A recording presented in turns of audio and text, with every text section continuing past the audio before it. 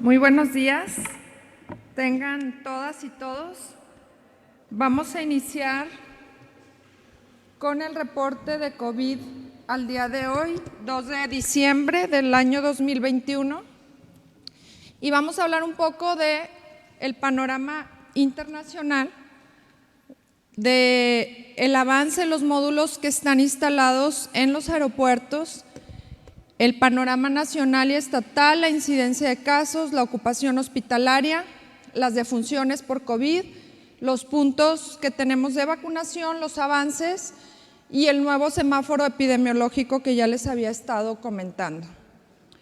Pues a nivel internacional traemos la alerta o tenemos esta alerta de la nueva variante que se presenta con una transmisión local en Sudáfrica y en Botsuana, y que en diferentes países del mundo ya se ha identificado, incluyendo Canadá, Estados Unidos y Brasil en el continente americano, y que pues bueno, estamos atentos y en la búsqueda intencionada de esta variante en los diferentes puntos de la ciudad.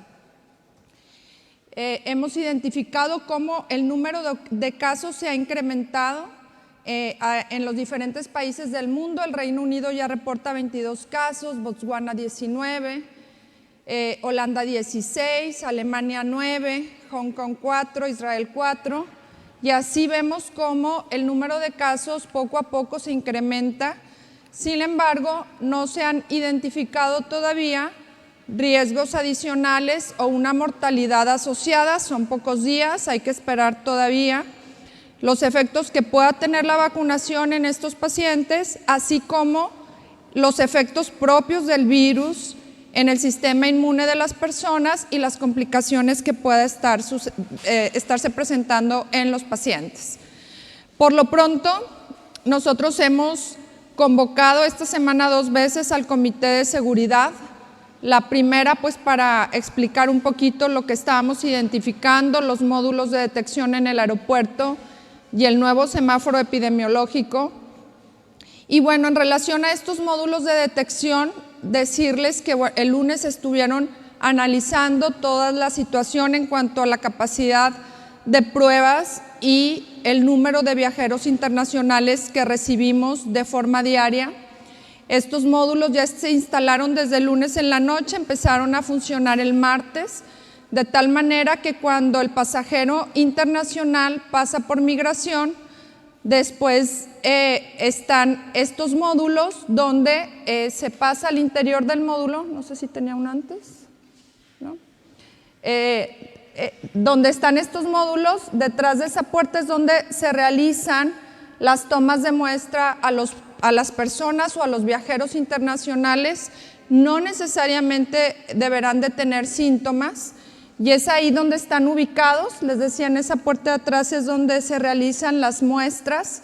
Es una muestra que se hace de forma aleatoria, se solicita que acepten o firmen el consentimiento de que están autorizando la realización de esa prueba, y hasta ahorita hemos realizado un total de 55 pruebas en estos 2 días. Durante el día martes, en total, ya hasta el final del día se continuaron realizando pruebas, dándonos un total de 19. Ayer miércoles 36.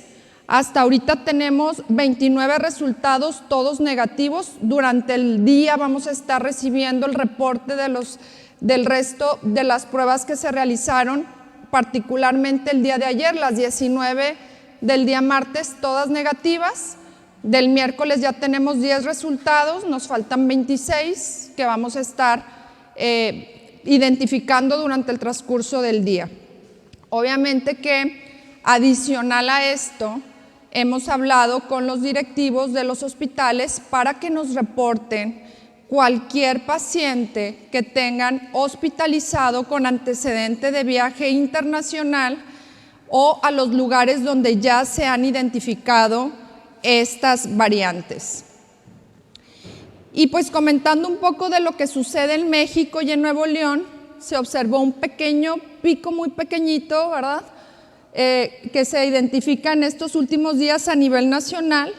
A nivel estatal continuamos en esta meseta en cuanto a número de casos, 119 casos nuevos y un acumulado de 290,785. Y ahorita les voy a hablar un poquito en relación al número de casos.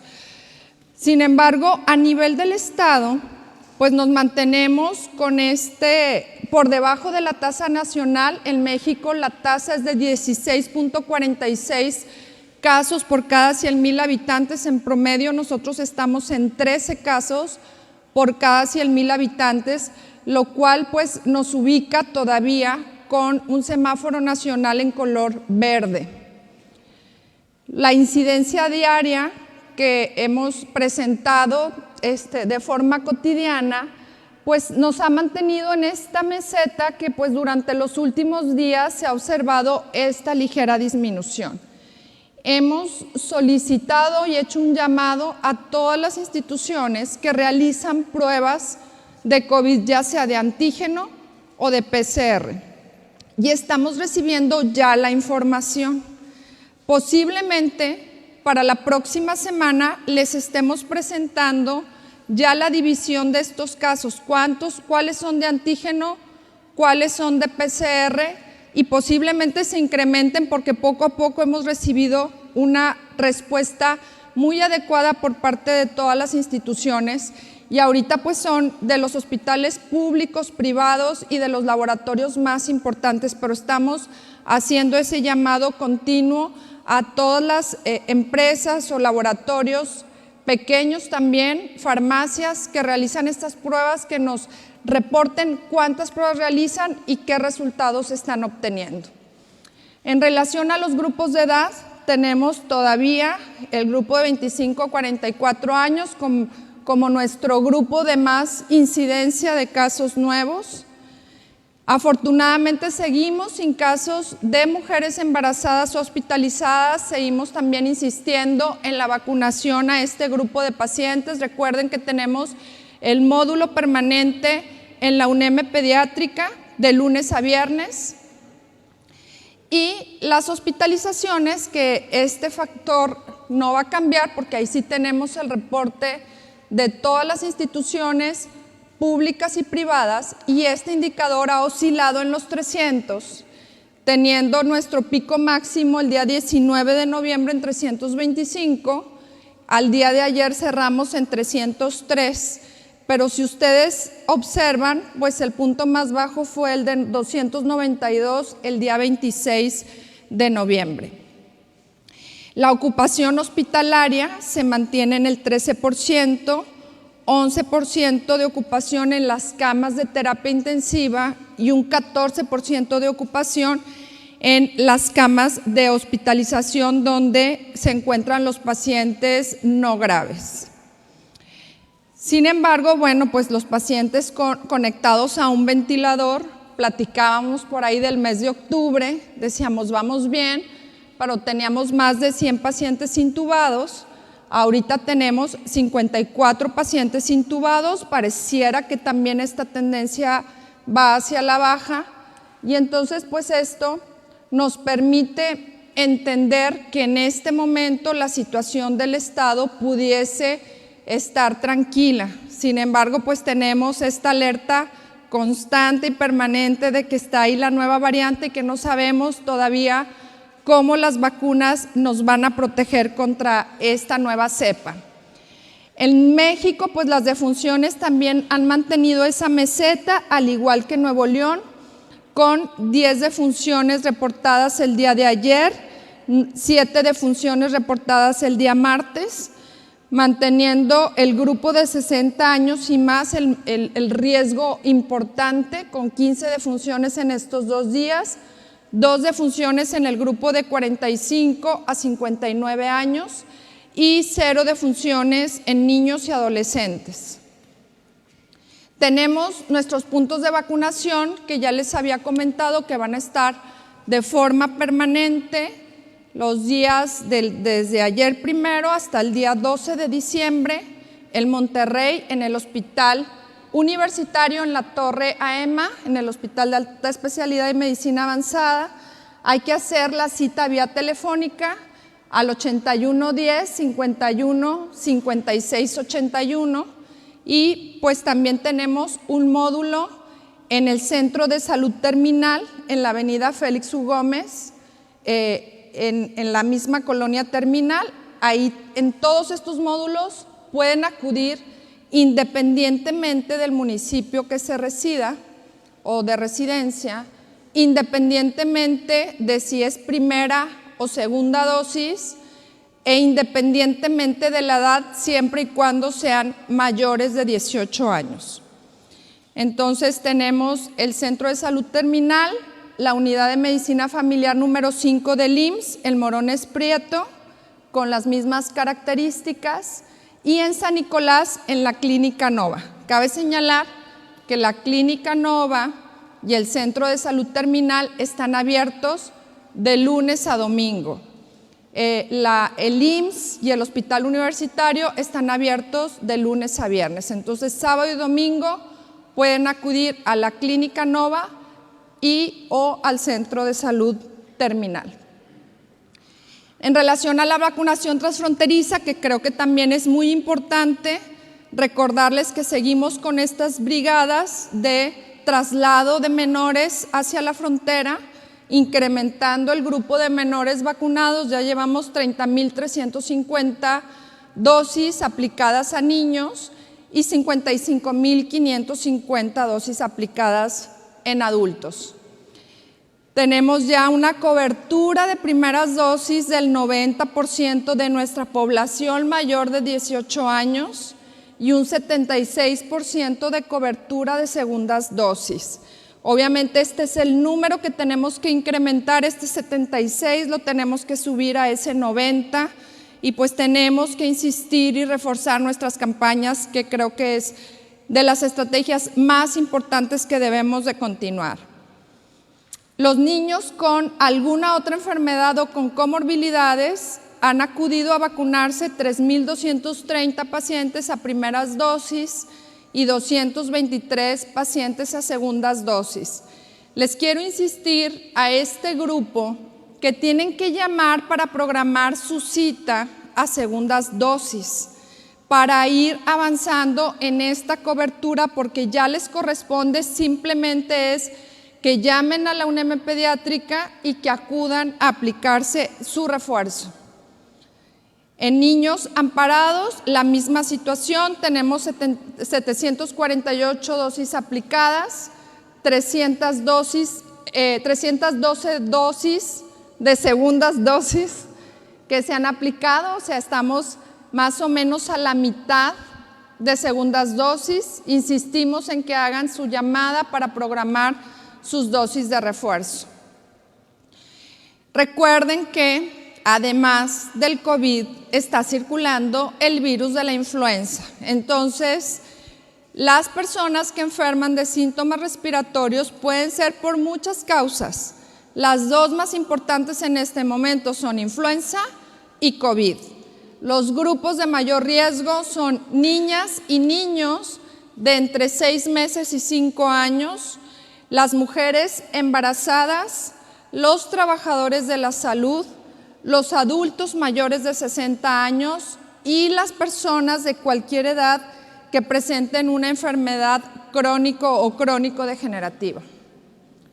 Y bien, pues estuvimos, como les he repetido, durante las últimas semanas trabajando en este nuevo semáforo epidemiológico, tratando de evaluar cuáles son los indicadores que son de gran utilidad, redefinir las fórmulas para cada uno de los indicadores y establecer una ponderación numérica para no exclusivamente decir que estamos en un color, sino que vamos transitando de un número a otro en el mismo color pudiera ser. Entonces, es así como dentro de los 10 indicadores que teníamos, eliminamos la capacidad instalada de pruebas diarias, que se había mantenido en más de 1,000 de forma permanente, y la comparación contra las enfermedades respiratorias. Dejamos el dato que más nos interesa, que es la comparativa de neumonías, y agregamos 2 indicadores nuevos, que son la cobertura de vacunación completa incluyendo segundas dosis, y el estatus que se presenta en los estados vecinos, incluyendo Texas. Y además de agregar esos dos indicadores y redefinir cada uno de ellos, establecimos 4 indicadores prioritarios a los que asignamos un puntaje, y el puntaje máximo es de 13 en estos 4 indicadores prioritarios, y 6 indicadores que son generales, cuyo puntaje máximo es de 8.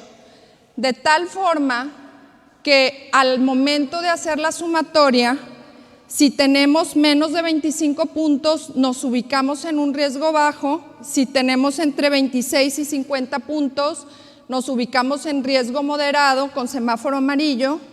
Si tenemos 51 a 75 puntos, con riesgo alto en semáforo naranja, y riesgo máximo de 76 a 100 puntos. Y entonces vamos a tener, aparte de un color, un número, donde el número más bajo o por debajo de 25 nos va a indicar que estamos en condiciones más apropiadas o más relajadas para poder mantener la movilidad.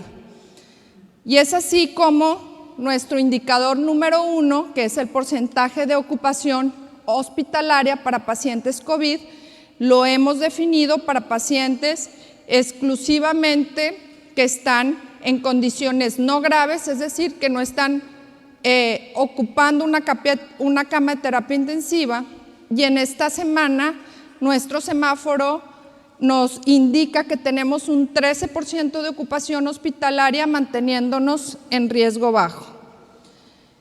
El porcentaje de ocupación de camas en terapia intensiva también es un indicador muy constante. Definimos un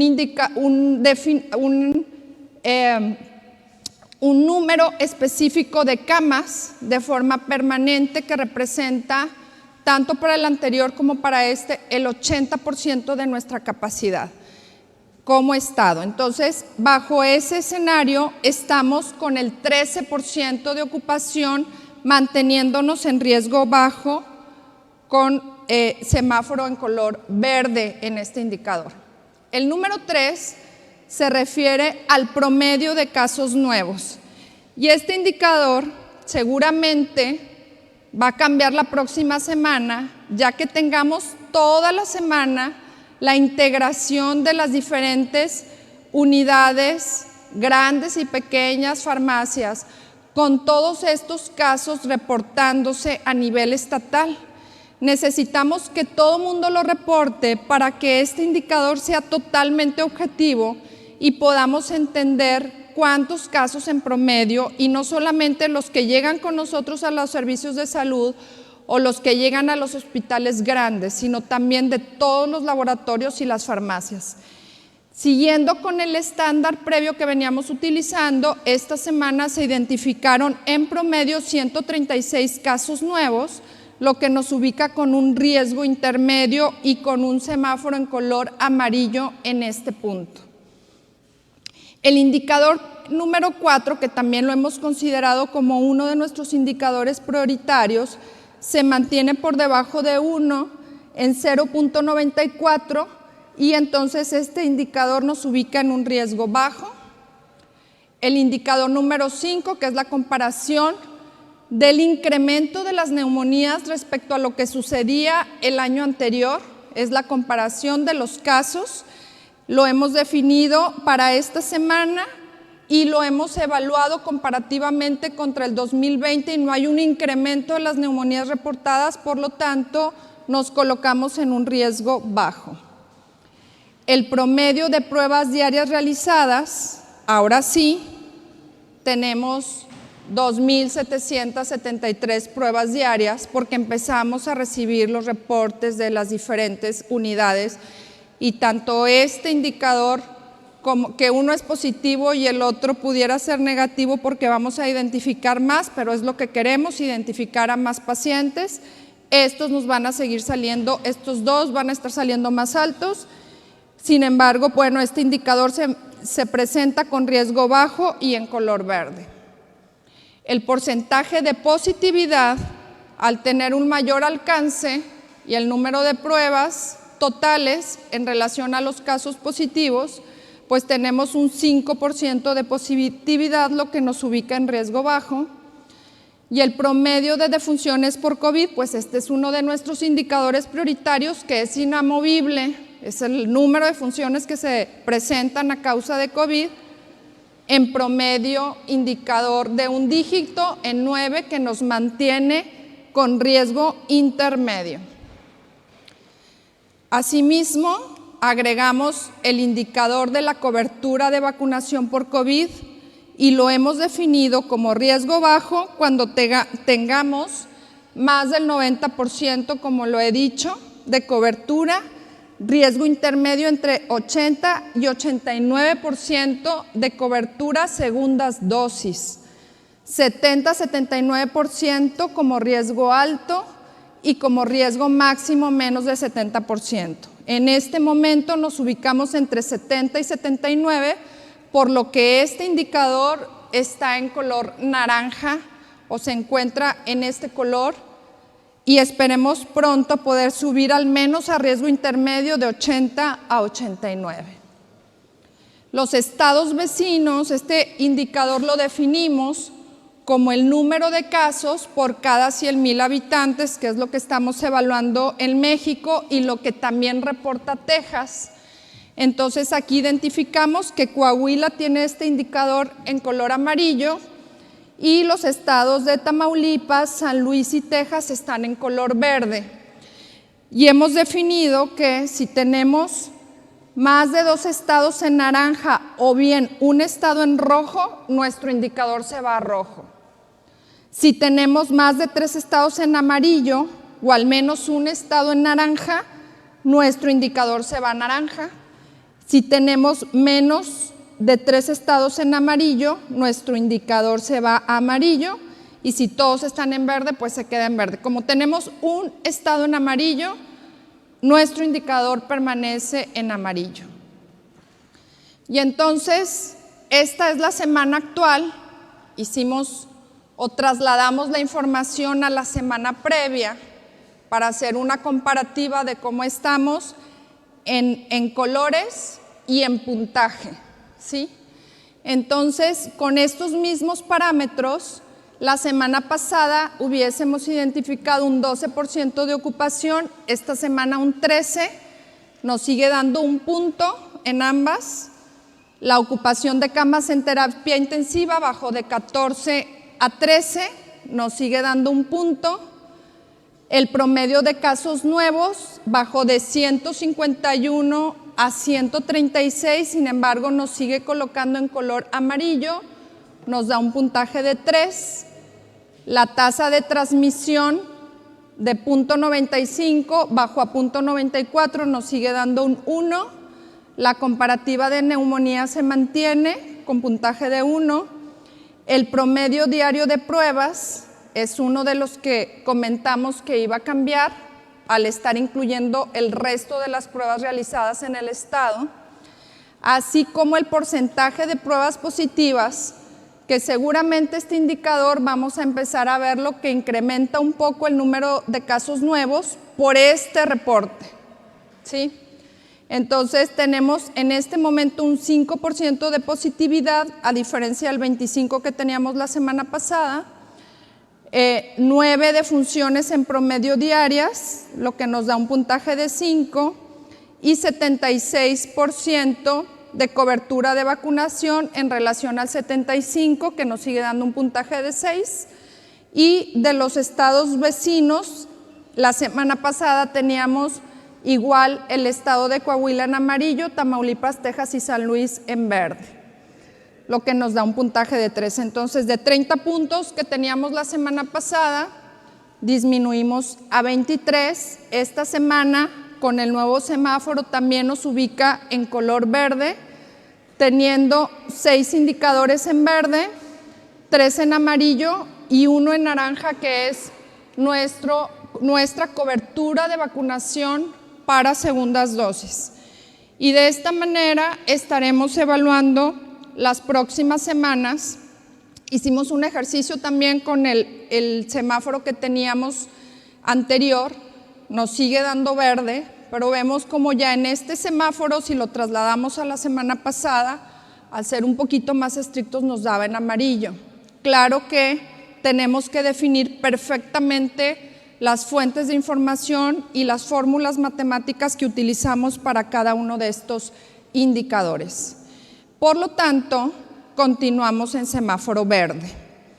Con semáforo verde, con la alerta a nivel mundial, con la expectativa de la llegada de una nueva ola, con la búsqueda intencionada de casos en hospitales, en aeropuertos y, por supuesto, solicitándole a los viajeros que vayan llegando del extranjero que ante el menor síntoma se reporten con nosotros, que se realicen las pruebas COVID.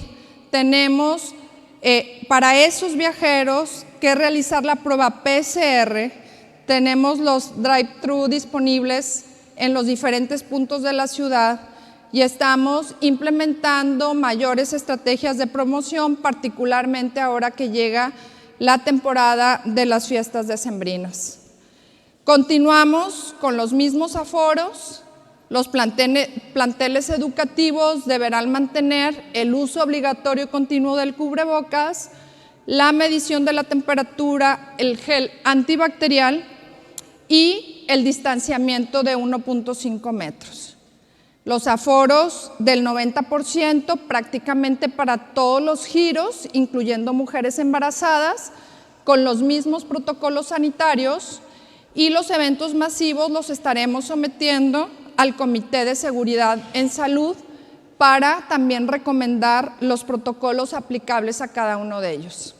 Los giros ya los hemos comentado, son los mismos, no hemos modificado nada de esta información, seguimos en semáforo verde, pero con esta alerta, y para ello les comento que aparte de que el sábado estuvimos con el grupo de expertos, el día martes el Comité de Seguridad me validó el semáforo nuevo. Hoy se los volví a presentar ya con los datos y también validaron estas estrategias. Y entonces pues vamos a seguir en estrecha comunicación con todos los grupos para definir en qué momento tenemos que cambiar este tipo de aforos o cualquier estrategia que se tenga que hacer en el Estado. Por lo pronto comentarles que las estrategias más importantes pues son las que hacemos día a día todos en nuestra casa, el mantener estado consciente de que nos debemos cuidar, usar el cubrebocas, mantener un distanciamiento y por supuesto lavarnos las manos también y acudir a aplicarnos la vacuna cuando no lo hayamos hecho. Hemos estado escuchando múltiples datos a nivel internacional. Hay una preocupación por la posible llegada de una nueva ola. Todavía no la tenemos aquí. Sin embargo, pues estamos muy atentos a cualquier cambio en el escenario que se pueda presentar. Y pues con esto termino mi presentación y me quedo atenta a las posibles preguntas que podamos tener. Buenos días, doctora Elizabeth Cruz de TV Azteca. Preguntarle en relación a varias publicaciones que nosotros hemos hecho con respecto a las escuelas, ya que permanecen con el mismo aforo del 90%, algunos colectivos e incluso también las mismas personas que pertenecen a los sindicatos de los trabajadores de educación ya exigen el regreso a las escuelas de manera completa. Preguntarle su opinión y también con respecto a la vacunación para los menores de 17 a 15 años, si ya tienen algún avance de cuándo va a comenzar esta jornada de vacunación. Gracias. Buenos días, doctora. Juan Teniente de 1TV y Quinta Fuerza Nuevo León. Doctora, con respecto a la posibilidad de esta cuarta ola de Omicron que llegue al estado, ya que se ha reportado que ya en California ya hay casos, ¿el estado está preparado para atender a la población en general? Debido a que cuando inició la pandemia, pues no hubo un control y muchos no sabían qué hacer y se hospitalizaban hasta en lugares privados, y la gente salía a buscar oxígeno ante la falta de este suministro. ¿El Estado está preparado para atender esto en caso de que la pandemia pues de un giro de 360 grados por ese lado? Y el otro, con respecto a los requisitos para los menores de edad que van a la vacunación transfronteriza, ¿dónde se pueden registrar y qué requisitos requieren para ir a vacunarse ya sea a Laredo o a McAllen? Doctora, buenos días. Pedirle si nos puede, en términos generales, esta nueva medición del semáforo epidemiológico en general es más estricto o qué es lo que principalmente se va a buscar con esta actualización. Muy bien. En la primera pregunta respecto al regreso a clases completo, sí hemos estado en coordinación con la Secretaría de Educación para poder transmitir o evaluar en principio cuáles son las condiciones en las que se encuentran los planteles. Hemos avanzado de forma importante tanto en educación básica como en educación media y media superior.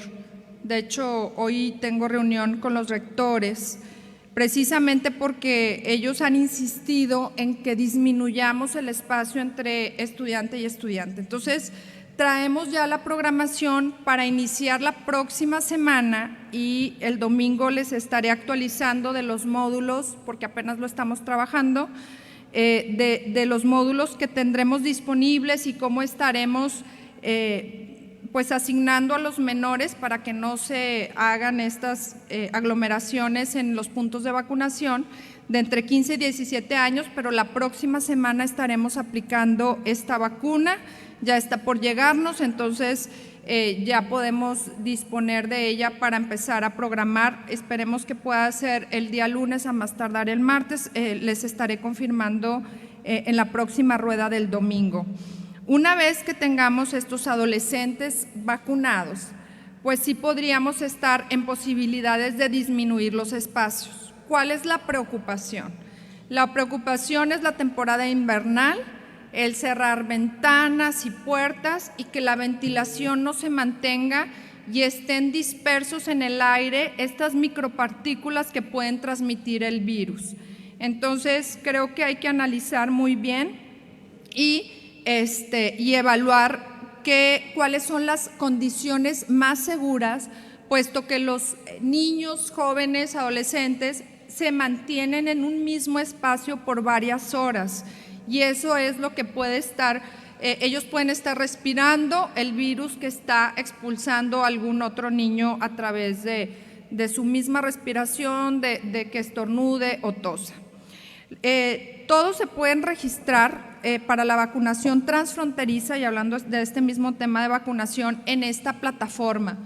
La tienen ahí, http://vacunacnl.mx y ahí este registro lo pueden hacer ya sea planteles educativos públicos o privados y o empresas. Ahí los van a, pues dependiendo si tenemos hijos con un grupo o con una edad de 5 a 11 y otro de 12 a 17, pues tendrán que acudir separados porque recuerden que la dosis es diferente. Entonces sí tenemos que llevar muy bien ordenados a nuestros niños para que no haya ninguna posibilidad de error en la dosis de aplicación a los niños. Entonces, en un camión se van todos los niños de 5 a 11 y en otro camión se van todos los niños de 12 a 17. Hay una coordinación de comunicación que va a estar contactando una vez que ustedes hagan el registro, los van a estar llamando para programar. Recuerden que este programa sigue siendo permanente con las autoridades de Texas y vamos a estar solicitando pues que los padres llenen un formato, que firmen el consentimiento informado y si me pasas la siguiente, que se esperan a la asignación y al final cuando llegan, ya la que sigue por favor, cuando llegan ahí al punto de salida, los mismos padres pues acompañan a sus hijos y ahí se vuelve a registrar y a revisar el consentimiento de cada niño antes de subir al autobús. Y eso es más o menos lo que sucede con el registro para la vacunación transfronteriza. ¿Qué estamos esperando en relación a la cuarta ola? Tenemos expectativas o muchas preguntas y de momento no todas las respuestas. Quisiéramos entender si es un virus más agresivo o no. Hasta el momento, aún con este incremento de casos que se ha presentado en el mundo del martes ahorita, un incremento de aproximadamente un 20% en el número de casos, sí queremos entender si realmente ha habido una mayor mortalidad. A veces es muy poco tiempo para decir que el virus es más mortal, entonces no podríamos hablar todavía de que presenta mayor mortalidad. Lo que sí es cierto es que se ha señalado que las personas enfermas han presentado síntomas no graves. Hasta ahorita no hay reportes de casos de gravedad, vamos a esperar los siguientes días, la siguiente semana, y las empresas que fabrican las vacunas, las farmacéuticas, ya están haciendo las pruebas para identificar qué protección nos brinda el esquema de vacunación completo. Sería importante entender, al menos en el caso de California, la persona que se reporta sí tenía la vacunación, pero presentó síntomas leves que incluso no requirieron hospitalización. ¿Cómo estamos preparados? Pues obviamente que esto es tarea de todos y he convocado a los diferentes sectores, tanto público como privados, para establecer una estrategia de intervención y de ampliación rápida de nuestra capacidad instalada. Entonces, todos ya están como en alerta para empezar nuevamente el proceso de contratación de personal, porque finalmente se requieren más médicos, más enfermeras. No es lo mismo tener 300 pacientes hospitalizados que tener más de 2,000, y obviamente para todo eso se requiere un ejército de personas que hay que ubicar, que hay que contratar, y los que sean nuevos, que aparte hay que capacitar para protegerlos a ellos también en el uso del equipo de protección, etcétera, y en las medidas. Quiero recordarles que es una tarea titánica, una labor impresionante la que realiza el personal de salud.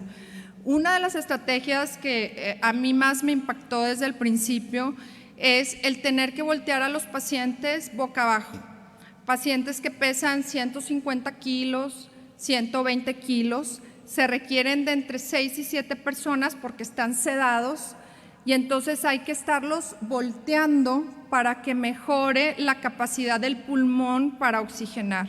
Y luego no los puedes dejar boca abajo por mucho tiempo, entonces cada 3 horas o entre 2 y 4 horas hay que estarlos movilizando, y entonces se viene todo un grupo de personas a tratar de voltear al paciente. Y imagínense, ahorita que tenemos 57 pacientes, pues cuando teníamos 500 pacientes en terapia intensiva, esto es realmente impresionante, y los que hemos estado ahí en las áreas y que hemos visto todo el esfuerzo que se realiza, lo que les pedimos a todos es que se cuiden, que se vacunen, que se protejan, que eviten los riesgos. En este momento, pues con semáforo verde y con 76% de nuestra población con dosis completa, pues sería un poco incongruente decir vamos a cerrar todo siempre, y además que tenemos esta alerta, pero no la certeza de que sea un virus más mortal. Sí sabemos que es diferente, sí sabemos que tiene mutaciones,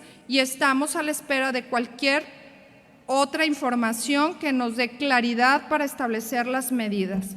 Lo hemos hablado con los diferentes grupos y estamos atentos a que en cualquier momento pues pudieran cambiar las indicaciones.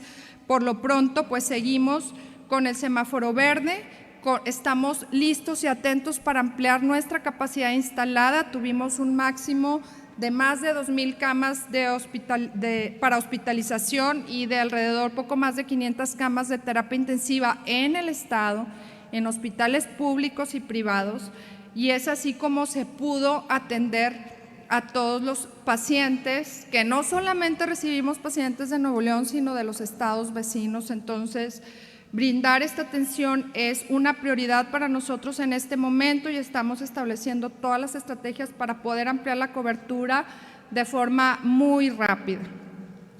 Y bueno, pues en relación al semáforo epidemiológico, es un semáforo que hemos estado revisando desde que llegamos a la administración, que en su momento fue muy efectivo, que estableció indicadores que siguen siendo de suma relevancia y que son casi los mismos indicadores que se utilizan a nivel mundial, pero que incluso la Federación ya lo cambió y que establecimos nuevas definiciones para los mismos indicadores. Es decir, que establecimos una definición y una fórmula inamovible para que estos indicadores no tengan variabilidad y que siempre nos muestren el mismo dato. Entonces, si es un poco más estricto, vamos a tratar que la información sea total y absolutamente objetiva y transparente, es lo que buscamos para nosotros tener la tranquilidad de que lo que les estamos compartiendo es información precisa y que nos permite analizar de forma correcta la información para tomar las decisiones adecuadas. Quiero decirles que estamos en otro momento, ya tenemos vacunación, ya está abierta la frontera y por eso consideramos esos 2 puntos como adicionales y quitamos los parámetros que no consideramos de gran importancia, como fueron esos 2 indicadores que eliminamos, el número de pruebas y la comparación con enfermedades respiratorias. En todo el año, esos 2 indicadores no han generado datos adicionales que nos permitan cambiar o modificar nuestra estrategia. Todos los demás de alguna manera han impactado y establecimos los 4 indicadores prioritarios y los 6 indicadores como indicadores generales. No sé si tengamos más preguntas. Sí.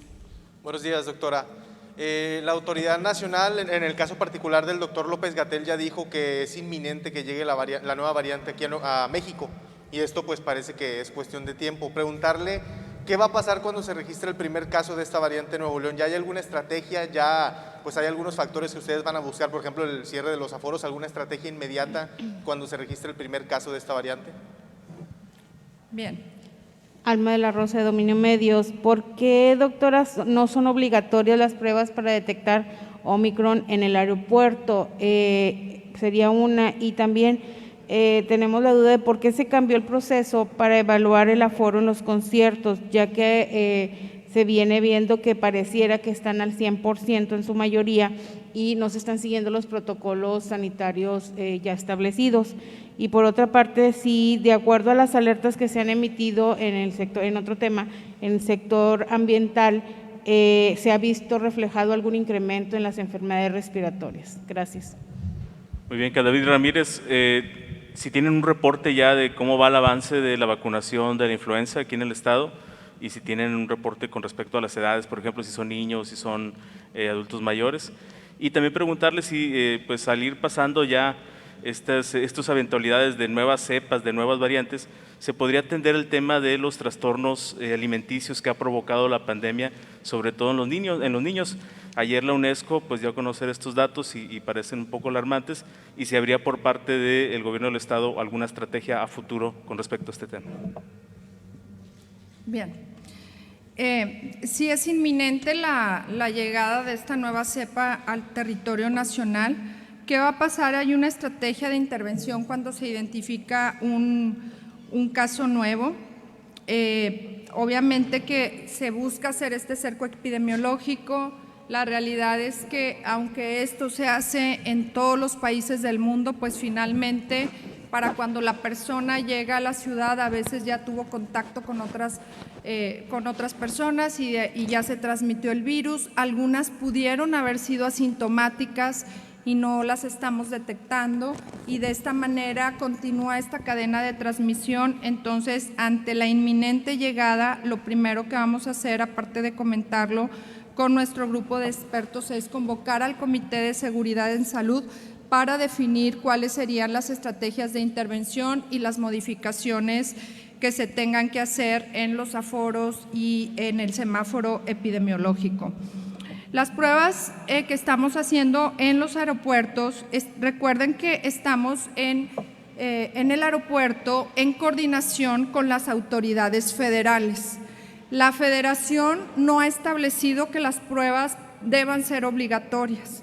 En coordinación con ellos nos han facilitado un espacio, hemos montado ahí todo nuestro equipo, nuestro personal, y mientras la autoridad federal no dictamine que tengan que ser obligatorias, nosotros al estar en un área federal tenemos que respetar lo que se establezca por ellos, entonces por eso no son obligatorias.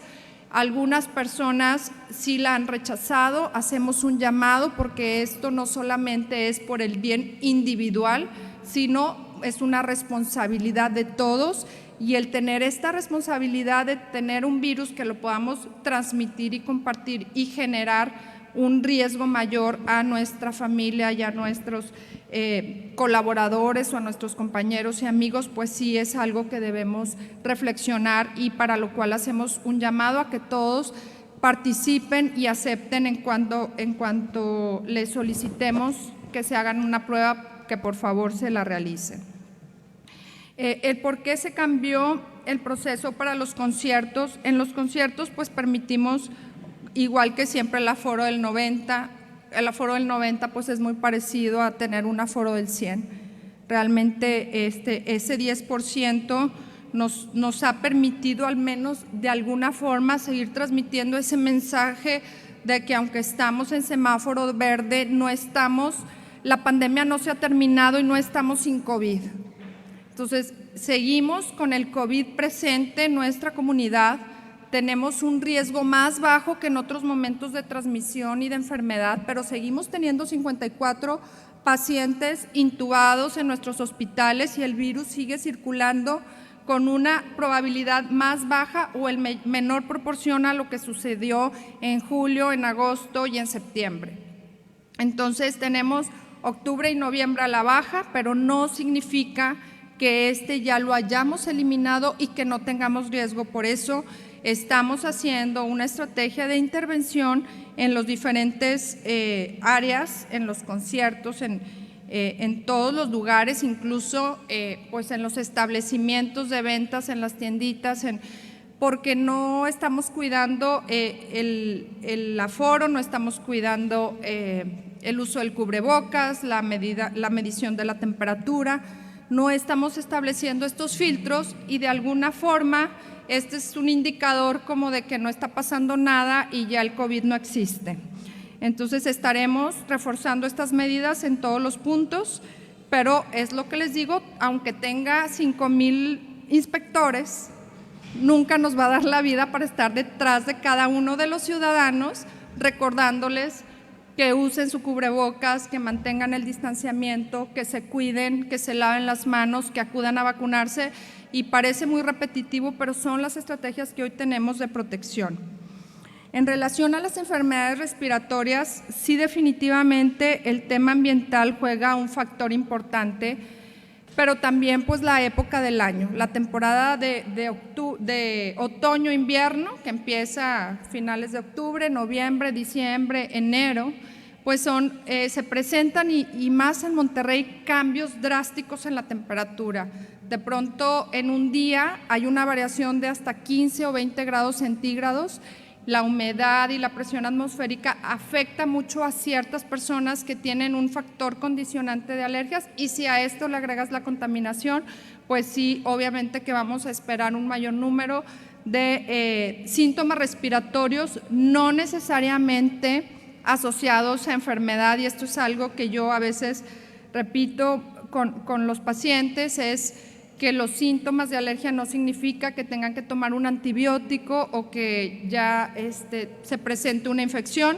Entonces, es el llamado a seguirnos cuidando y protegiendo ante lo que sí podemos protegernos. Por una parte, el gobierno está haciendo una intervención en el tema ambiental, una intervención muy fuerte con los diferentes grupos, y esperemos que pronto se vean reflejados estos resultados.